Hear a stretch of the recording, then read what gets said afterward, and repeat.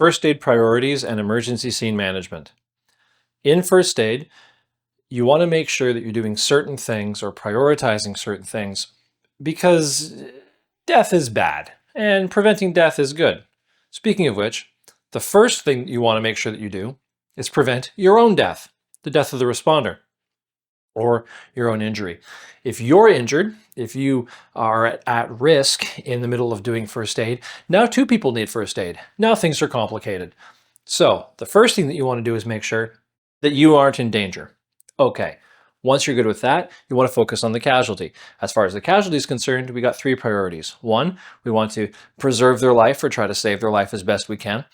Two, we want to prevent them from getting injured further or try to work on the stuff that's going to hurt them. So focus on the life-threatening stuff first, the just injury, non-life-threatening stuff second.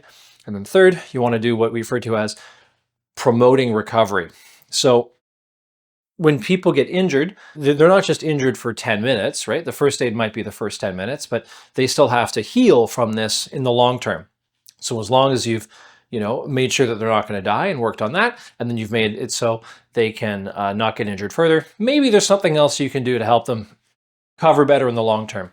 Now, with this priority system, there may be a case where you need to do something to preserve their life that might injure them. This could happen. If that is the case, you're supposed to do it.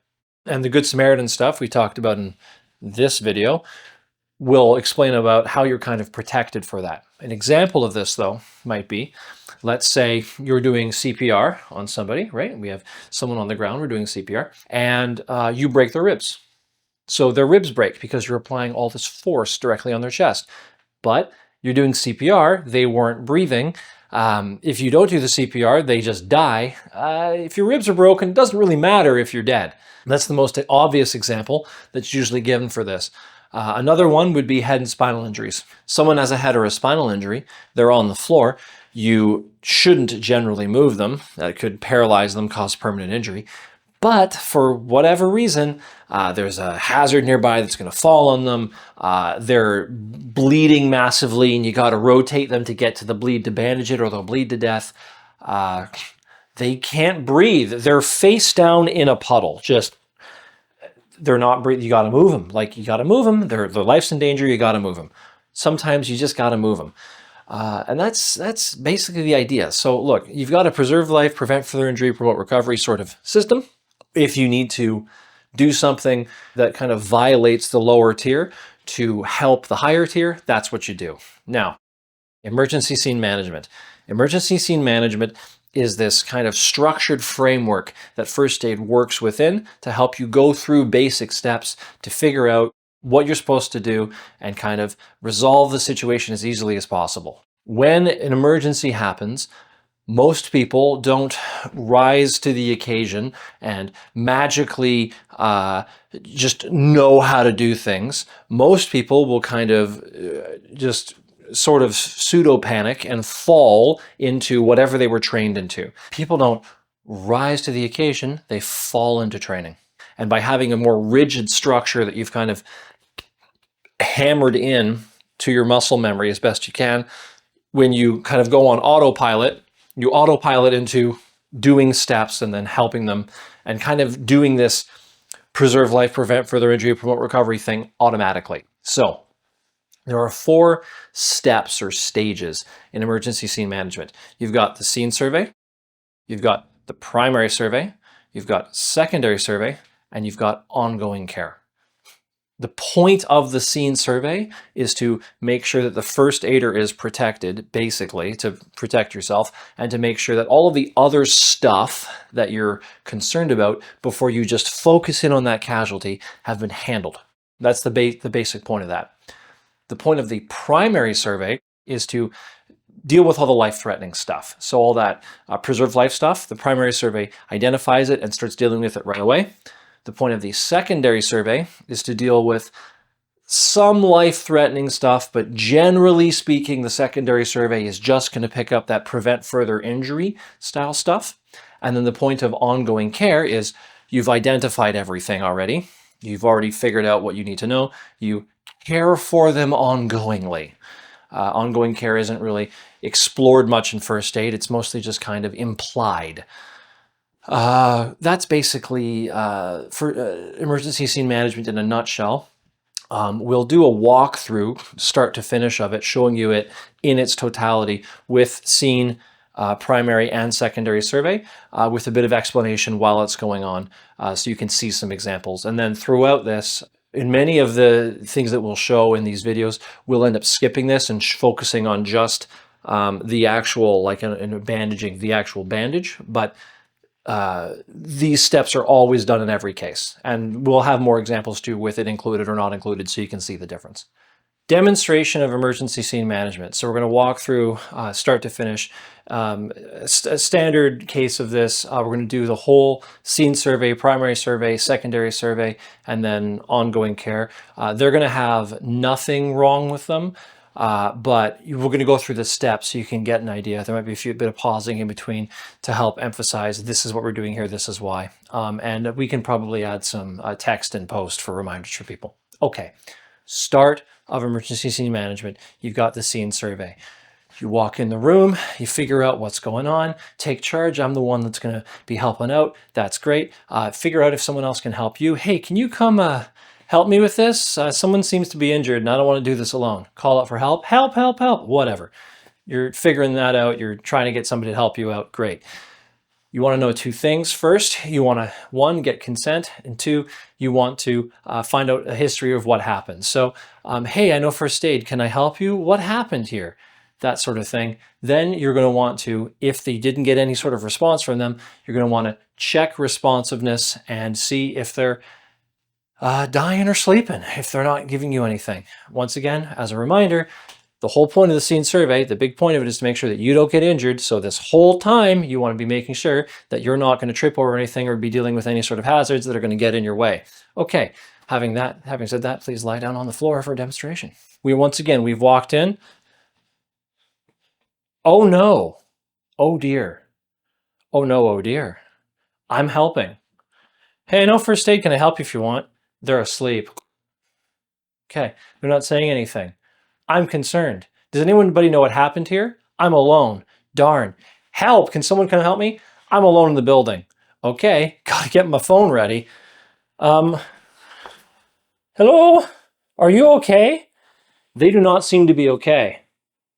911. Where I am. Emergency number for you. Hi, I have an unresponsive female casualty. I'm at insert location. What else should I do? Right? They'll help walk you through it if you don't remember. That's fine. Okay, we've done that. The scene survey is basically over. We're moving on to the primary survey. For the primary survey, I'm going to go from over here for demonstration so that you can see. So you're going to get beside in line with your head. So I've formed a 90-degree angle here basically. And I'm going to get down. I'm going to do a head tilt chin lift.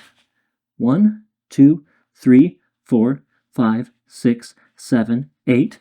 Anywhere between 5 to 10 seconds is good. You're going to check for breathing. So once again, doing that. 1, 2, 3, 4, 5, 6, 7, 8. I'm raising the chin, my hands on the head, doing a head tilt chin lift. I'm looking to see rise and fall of breathing in the chest. They are breathing. This is good. If they're not breathing here, I begin CPR. But they're breathing, so good. Next, I'm going to check for shock. I'm going to take the back of the fleshy part of my hand. I'm going to feel, is it cold or warm, dry or wet? Warm, dry, good. Cold, clammy, bad. Looking at the level of shock. Ideally, at this point or earlier, you would have a first aid kit and a defibrillator. I'm assuming I don't in the circumstance. It's a loved one and I have to just make do with what I have and figure that out. Okay. After that, the check for shock, we're going to do a rapid body survey. The point of this is to check for severe bleeding. That's all we're worried about. Ideally, you put on gloves once again. So, start at the head. Just going to check you for any boo-boos now. Nope, nothing there, nothing there, nothing there, nothing there, nothing there, nothing there, nothing there. Check the stomach area. Check there. Checking the chest in a woman, you don't have to grab the girls. You can go there and check that way. Check the collarbone. We're checking our hands. When we're doing this, check your hands. Check your hands. Don't. And then check once. You don't know where they were bleeding. Check every time. You see blood? cut away, the shirt, whatever, bandage, and then move on. We're going to go down to the hips. Check your hands. Check your hands. Check your hands. Check your hands. Check your hands. Check your hands. Check your hands. Check your hands. Check your hands. You might miss the back, just in case. If they're bleeding here, it will go down. If they're bleeding on the back, you won't see it here. So get the back, okay? Head to toe, start there, rapid body survey, check for blood. If you see significant bleeding, once again, cut away, get to the bleed, bandage it. Assuming nothing else is going on here, they're unresponsive, we're going to roll them into the recovery position. For the recovery position, I'm going to do it from this side because you'll want to see the angles. Take the hand that is beside you, put that hand straight up or out. One of those angles you can pick, it doesn't really matter. Okay? Take the leg that's across from you, bring that up, and have the heel touch the inside of the opposite knee. So we have heel, knee. Okay? If it's here, you'll have less leverage and it will be harder. So there. Take the opposite arm, bring it across, put it in the armpit or up on their shoulder, somewhere around there. You now have two levers and a long line. Knee, shoulder, we're going to roll over. Take the leg, make sure it's not cutting off circulation. Take this arm here, straighten out as best you can, head up, bleh, when they vomit, it's on the floor, they're not choking on it and swimming in it. This is the general idea. We can see the total recovery position, okay? Many people sleep in this position or something close to it. They're not rolling this way, they're not rolling this way, they're being blocked from doing that. Give me a bleh. Bleh. See? We're not choking on our vomit and dying. Oh, now they're convulsing, fantastic. Okay, good. So, every 2 minutes, you're gonna wanna check for breathing in this position. If they stop breathing, roll them over, it's CPR time. Imagining they were conscious and we didn't, because the reality is, if they're unconscious, even if they're breathing, you're not really getting to the secondary survey, you're stuck in primary because you're worried about the life-threatening breathing emergency. That is unresponsiveness. If you're stuck in ABCs, area breathing circulation, you're not getting to secondary survey. We'll assume for the sake of argument, you don't have that problem and we can get to secondary. Okay. We get to the casualty and we're going to walk through the steps of secondary survey. So first, we probably have a pen or a paper and a first aid report form, and we're going to do something called sample. Symptoms, allergies, medications, past or present medical conditions, last meal, and events. So we talk to them, hey, so how are you feeling? What's wrong? And because magically nothing, I don't know what's wrong with me. Okay. And then we ask them, do you have any allergies? And they tell us, and we write it down.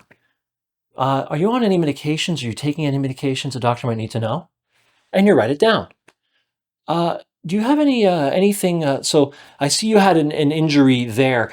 Whatever. Is there any? You have any previous medical problems or anything that we might need to notify them at the hospital? Anything that we might need to write down for the doctor? And then you write it down. When was the last time you ate? They're very hungry, super hungry, right?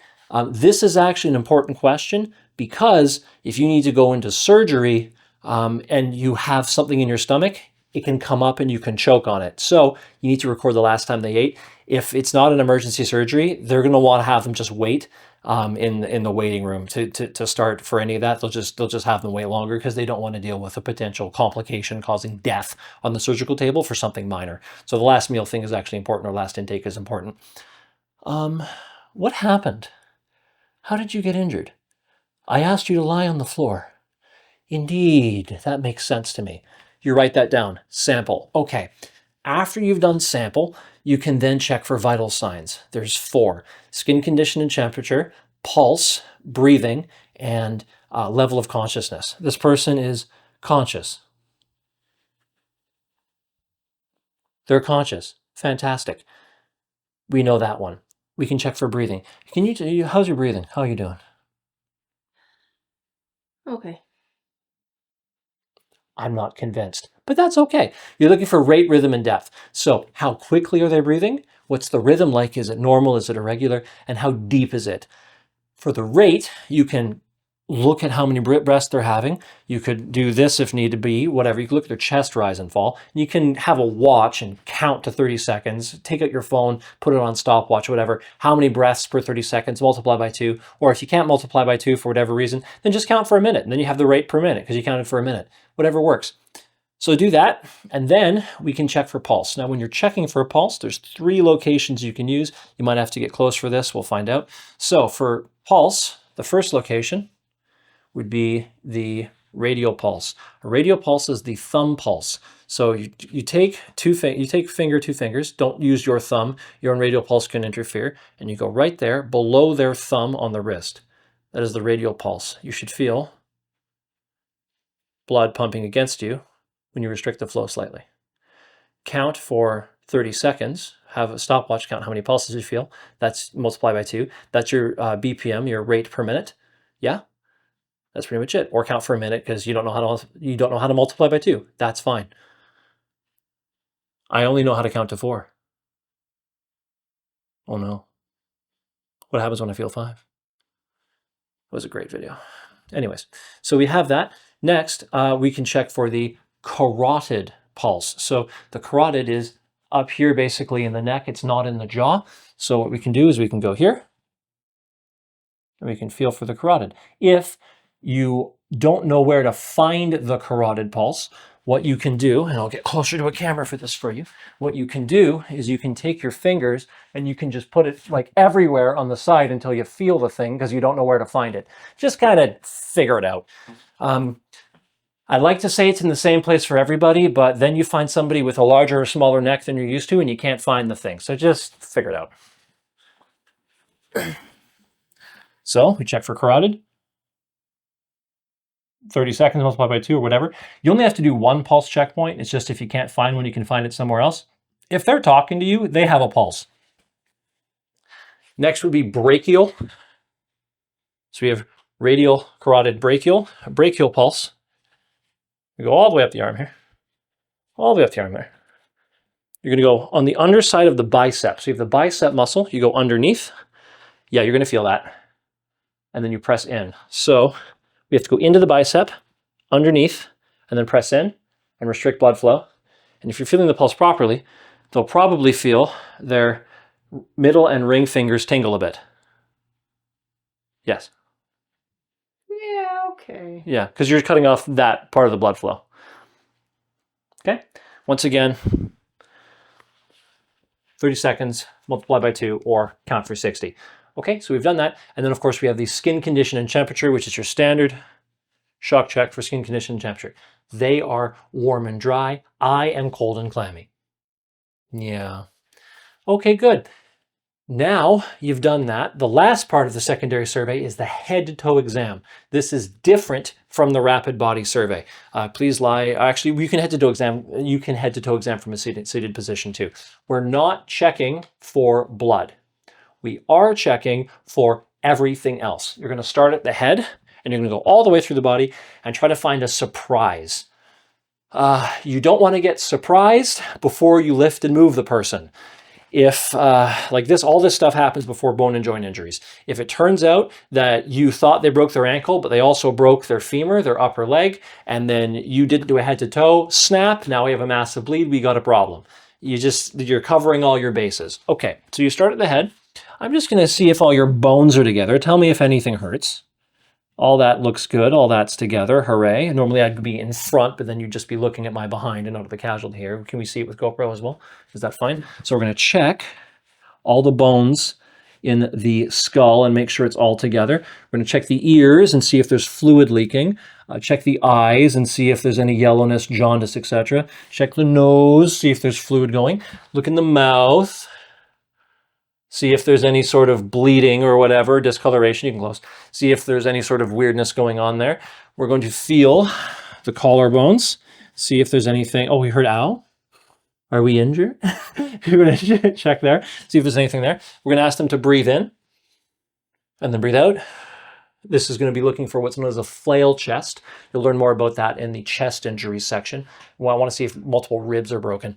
We're going to check the arm and let me know if anything hurts. Just making sure all the bones are together. Everything feels good. Let me know if anything hurts. Nothing? Nothing hurts. Okay. When you're checking the hand, check each knuckle to feel if anything is in pain, inflamed, hurts, isn't working, etc. Don't just modify their bones for them if it's broken. That's a bad idea. What you should probably do is ask them to lift it. So here, lift your shoulder. Also notice I'm demonstrating what to do because otherwise I could be like, hey, can you just move your elbow? And then they'll do this, right? So whereas an elbow move is this. Hey, can you just move your elbow? Cool. And then can we wiggle a wrist? Fingers? Okay. Nerve function works, no serious pain. I don't have any concern with this arm. Do the same thing on the opposite arm. You can check the same stuff with all this. Any pain? Nothing. When you press in the stomach, if it's hard like a table, that could be massive internal bleeding. If not, then not. Hips, any hurt on the hips? Nothing? If I just had abs. It won't, no. No. You could have rock hard abs, they ain't that rock hard. It ain't like a wall, okay? So you can think you're flexing. You injure, they ain't gonna flex that much. So it's a question you get a lot, actually. So legs, same thing. Feel down. Tell me if anything hurts. Knee okay? Well, that's good. Hooray, huzzah. Let me know if anything hurts. Anything there? Okay. I'm not going to take the shoe off because I'm not worried about that right now. It's not necessary. I can feel the temperature inside both feet though. And if they're the same, I'm not that worried about circulation. It's similar to this sort of shock check. If one leg or one foot is very cold and the other's not, I might be worried there's not enough circulation getting to that leg. There might be an injury somewhere in the leg. That's a way to kind of check for shock or check for blood flow without having to look at it. You can use temperature sometimes. Okay, and now let's wiggle the foot. Let's move the knee a bit.